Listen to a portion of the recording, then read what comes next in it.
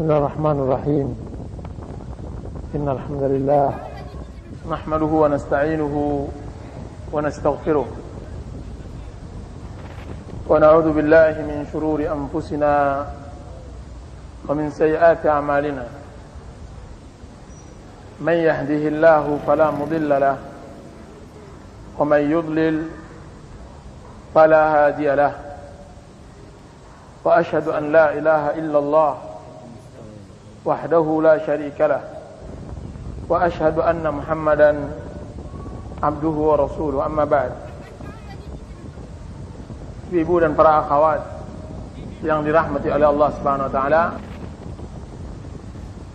kajian kita kali ini adalah kiat dalam perbaikan rumah tangga, perbaikan rumah.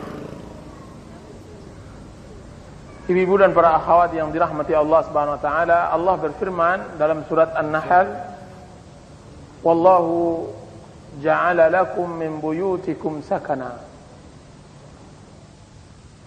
Wallahu ja'ala lakum min buyutikum sakana. Allah Subhanahu wa taala menjadikan untuk kamu semua dari rumah-rumahmu sebagai sakan, sebagai tempat tinggal. Berkata Ibnu Katsir rahimahullahu taala dalam menafsirkan surat ini, surat An-Nahl ayat 80 ini, yazkuru tabaraka wa ta'ala tamama ni'amihi ala 'abidi bima ja'ala lahum minal buyuti allati hiya sakanun lahum ya'una ilaiha wa yastatirun wa yantafi'una biha sa'ira wujuhul intifa'. Apa kata beliau? Sesungguhnya Allah Subhanahu wa taala mengingatkan hamba-hambanya atas kesempurnaan nikmat yang Allah berikan dengan menganugerahkan kepada mereka rumah-rumah yang mana rumah tersebut menjadi tempat tinggal, tempat berlindung, tempat menutup aurat, dan banyak manfaat-manfaat yang dapat diambil dari rumah tersebut. Rumah adalah nikmat Allah Subhanahu wa taala. Bagaimana tidak? Jika seandainya seorang wanita tidak memiliki pakaian, maka akan terbuka auratnya, aibnya. Maka rumah bagi manusia seperti pakaian bagi manusia juga. Dia menutup aurat. Sebagaimana Allah Subhanahu wa taala menyebutkan bahwa pakaian adalah nikmat, maka tempat tinggal adalah nikmat. Dia menutup aurat kita. Bahkan di dalam rumah kita melaksanakan aktivitas yang sangat banyak. Dari istirahat, dari makan, dari minum, dari melakukan sesuatu yang memang kita tidak lakukan di luar rumah. Sehingga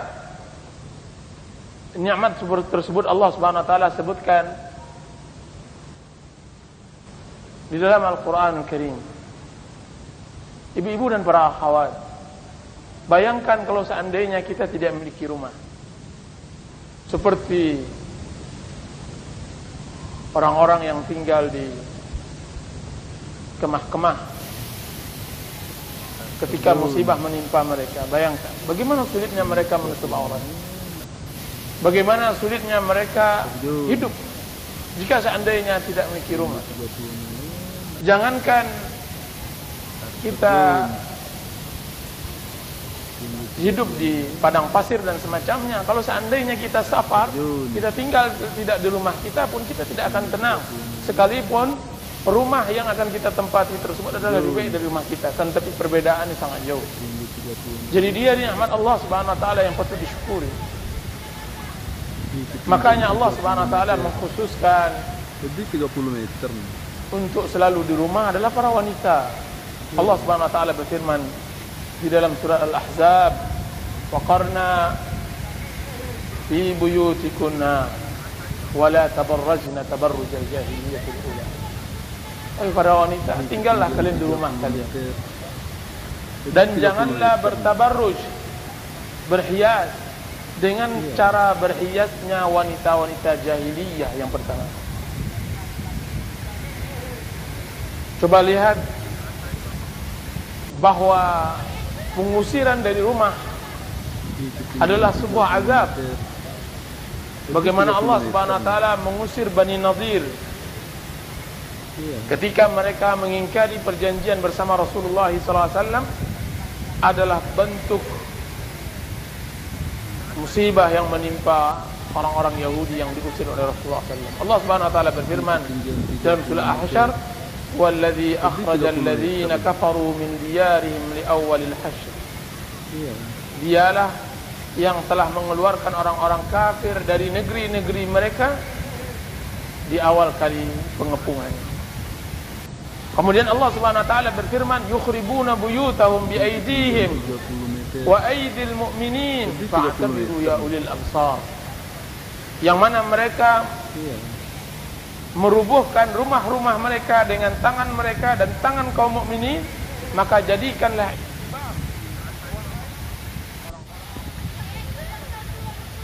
orang-orang Bani Nadir ketika mereka diusir oleh Rasulullah SAW dari perkampungan mereka, mereka tidak mau rumah-rumah mereka ditempati oleh kaum muslimin, maka mereka rubuhkan rumah mereka itu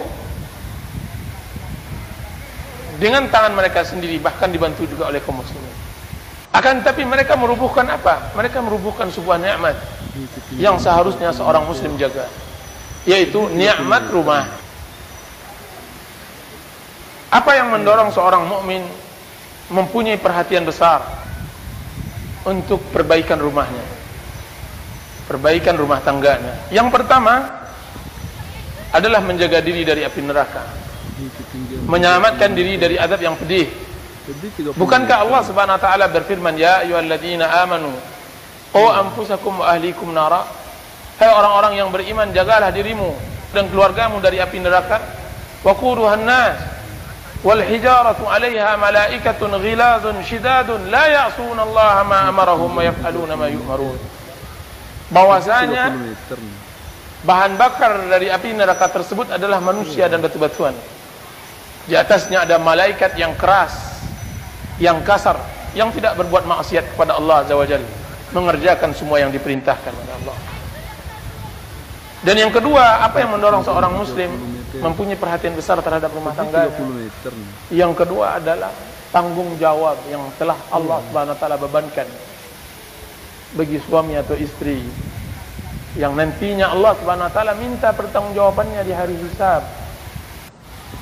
Rasulullah SAW bersabda, "Kullukum ra'in wa kullukum mas'ulun 'an ra'iyatihi." Semua kalian adalah penanggung jawab dan semuanya akan minta dipertanggungjawabkan oleh Allah Subhanahu wa taala.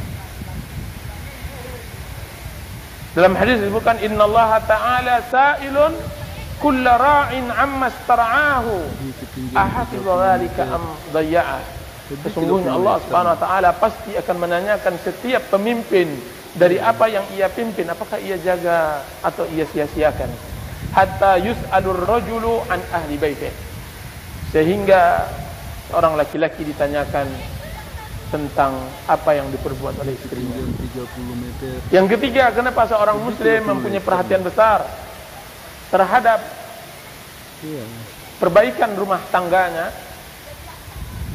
Yang ketiga, dia adalah tempat untuk menjaga diri. Dia adalah tempat untuk selamat dari banyak keburukan. Dia adalah tempat berlindung dari fitnah. Rasulullah SAW bersabda, "Tuba liman malaka lisanahu wa wasi'ahu baituh wa baka ala khati'atih." Apa kata Rasulullah SAW? Berbahagialah seseorang yang menjaga lisannya dan rumahnya luas untuknya, dan menangis atas segala kesalahannya, menangisi kesalahan. Berbahagialah bagi seorang muslim yang menjaga lidahnya dan merasa luas rumahnya, tidak genjah. Rumahnya baginya luas. Sebagian orang menyangka rumahnya sempit sehingga dia harus keluar. Berbahagialah orang yang merasakan rumahnya luas. Iya. Rumahnya tempat kebahagiaan, tempat kediaman yang indah. Dan Rasulullah SAW bersabda, "Khamsun man fa'ala wahidun minhunna kana 'ala Allah." 5 perkara barang siapa yang mengerjakan satu dari hal tersebut, maka Allah Subhanahu wa taala yang akan menjaminnya. Man 'ada maridah, siapa yang menjenguk orang sakit, wa au kharaja ghazian, atau orang yang keluar berjihad di jalan Allah Azza wa Jalla, au dakhala ala imamihi yuridu ta'zirahu wa tawqirah, atau dia masuk ke istana kepemimpinannya mengharapkan, dia menginginkan pembelaan terhadap pimpinannya tersebut dan penghormatan kepadanya, au qa'ada fi baitihi fasaliman nasu minhu wa salima minan nas, atau dia duduk di rumahnya sehingga manusia selamat darinya dan dia selamat dari manusia. Jadi ini nikmat Allah Subhanahu wa taala. Rumah Allah Subhanahu wa taala jadikan kita untuk tinggal di sana, untuk berbahagia, agar kita jangan menyakiti manusia dan manusia tidak sampai menyakiti diri kita. Apa yang membuat manusia rusak, apa yang membuat orang merasa tersiksa dan semacamnya adalah keluar sering. Rumah seharusnya adalah wiqayah, penghalang seseorang dari kesedihan dan fitnah. Dan yang keempat, kenapa seorang muslim mempunyai perhatian besar terhadap rumahnya? Karena mayoritas waktu yang dihabiskan oleh seseorang adalah rumahnya, adalah di rumah. Terutama di waktu-waktu istirahat, terutama lagi di waktu malam, di musim panas yang terik, di musim dingin yang membekukan badan dan semacamnya, atau di musim hujan. Dan yang kelima, kenapa seorang muslim punya perhatian terhadap rumahnya? Karena perhatian seorang muslim tentang rumahnya berarti dia adalah sarana yang terbesar di dalam membangun masyarakat muslim, di dalam membangun masyarakat muslim. Karena masyarakat terdiri dari rumah-rumah, dan rumah-rumah tersebut terdiri dari individu-individu. Jika seandainya individunya baik, maka akan rumah akan menjadi baik. Jika seandainya rumah-rumah akan baik, maka masyarakatnya akan baik. Jika seandainya masyarakatnya akan baik, berarti negaranya akan baik. Jadi perhatian seorang muslim besar terhadap rumahnya, karena dari rumah seorang muslim akan keluar fondasi-fondasi perbaikan untuk sebuah masyarakat. Keluar seorang dai yang jadi tuntunan. Keluar dari rumah tersebut seorang penuntut ilmu yang jujur. Keluar dari rumah tersebut seorang mujahid di jalan Allah Azza wa Jalla, yang kokoh mempertahankan agamanya dan dirinya dan kehormatan masyarakatnya. Keluar dari rumah tersebut istri yang salehah, istri yang baik. Keluar dari rumah yang muslim, yang telah terdidik, yang telah tercurahkan perhatian di rumah tersebut, akan keluar seorang ibu yang benar-benar ahli di dalam mendidik, murabbiyah. Dan akan keluar dari rumah tersebut generasi-generasi yang saleh. Itu jika seandainya satu rumah, bayangkan jika seandainya ada 100 rumah.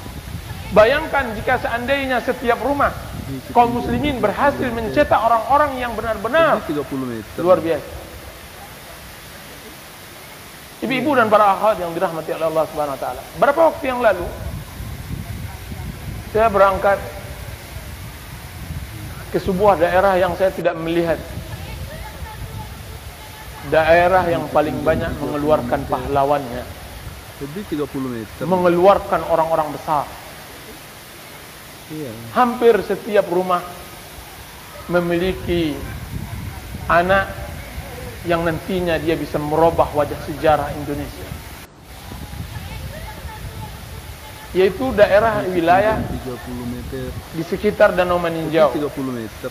Sebentar saya telah melihat, ini rumahnya ayahnya Buya Hamka. Di sebelah lagi terlihat pula rumah adiknya. Di sebelahnya lagi saya lihat pula rumah menantu ayah Buya Hamka, Pak AR Sultan Mansur. Di sebelahnya lagi saya lihat lagi Bapak Muhammad Nasir. Di sebelahnya lagi saya kenal lagi seorang wanita yang juga aktif. Mereka semua menjadi orang-orang yang hebat. Tidak satu orang di dalam satu desa tersebut mengeluarkan ratusan tokoh yang semuanya ketika kita lihat ini si fulan yang telah berhasil mengeluarkan menteri, yang telah berhasil mengeluarkan seorang alim yang besar dan semacamnya. Kan tapi coba lihat sekarang. Saya tanyakan kepada salah seorang ibu di sana, mana keindahan alam kalian masih seperti ini, kan tapi mana yang bisa mengeluarkan orang-orang yang hebat pada zaman dahulu. Yang kita inginkan lebih dari itu. Yang kita inginkan lebih dari itu. Sahabat Rasulullah SAW bersebelahan rumahnya semuanya masyhur. Lihat, Abu Bakar bersebelahan dengan Umar bin Khattab, anaknya Aisyah dan semacamnya. Dalam satu generasi ribuan semuanya tampil di hadapan untuk bisa memperbaiki umat. Jangan ada satu masa hanya satu orang yang tampil. Tidak.